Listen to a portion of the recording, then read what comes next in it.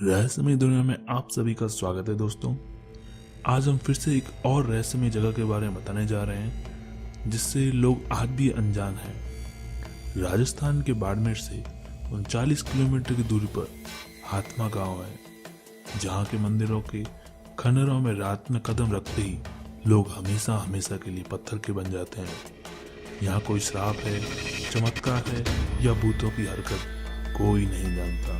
हालांकि किसी ने यह जानने की हिम्मत भी नहीं की क्या सच में यहाँ रात में रुकने पर लोग पत्थर के बन जाते हैं। इस बात में कितनी सच्चाई है, यह जानने के लिए हमारी टीम यहाँ पहुंची।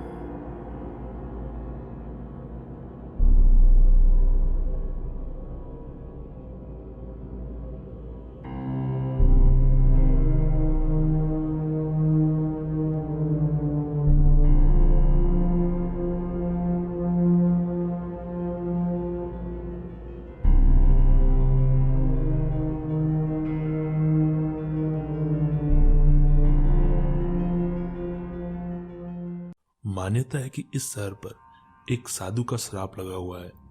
यह लगभग 900 साल पहले की बात है।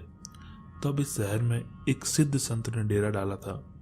कुछ दिन रहने के बाद जब वे संत तीर्थ भ्रमण पर निकले तो उन्होंने अपने साथियों को स्थानीय लोगों के सहारे छोड़ दिया कि आप इनको भोजन पानी देना और इनकी सुरक्षा करना।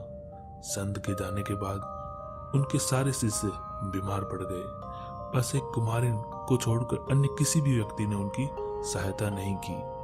बहुत दिनों के बाद जब संत पुनः उस शहर में लौटे तो उन्होंने देखा कि मेरे सारे शिष्य भूख से तड़प रहे हैं और वे बहुत ही बीमार अवस्था में हैं।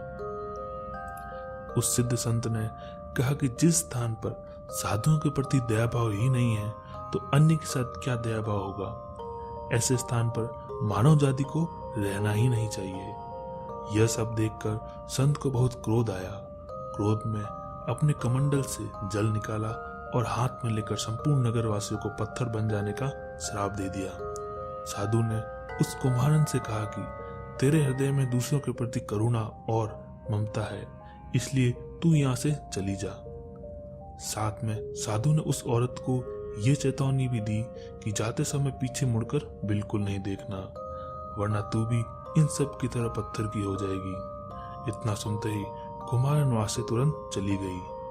पर जाते वक्त उसके मन में अचानक एक विचार आया कि क्या सच में किराड़ू के लोग पत्थर के हो गए।